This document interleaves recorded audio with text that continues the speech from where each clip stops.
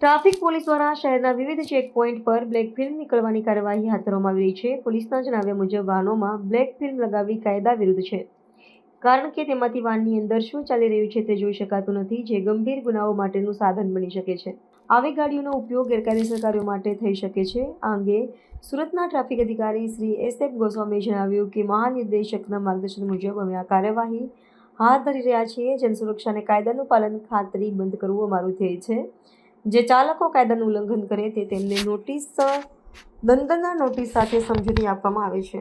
અમારા સુરત શહેરના police commissioner Shri Anupamsinh Gehlot સાહેબ, અમારા જેસીપી ટ્રાફિક વિભાગ, અમારા ડીસીપી ટ્રાફિક વિભાગ અને અમારા એસીપી સાહેબ તરફથી સુરત શહેર વિસ્તારમાં ખામીયુક્ત જે વાહનો ફરી રહ્યા છે હાલમાં, કે જેમને કાળા કાચ ડાર્ક ફિલ્મ લગાવેલી છે અને નંબર પ્લેટ જે વાહનોના તૂટેલા છે, એ સિવાય જે પણ ખામીયુક્ત વાહનો છે એમના વિરુદ્ધ કાયદેસરની કાર્યવાહી કરવા માટેની ડ્રાઈવ આપેલી છે.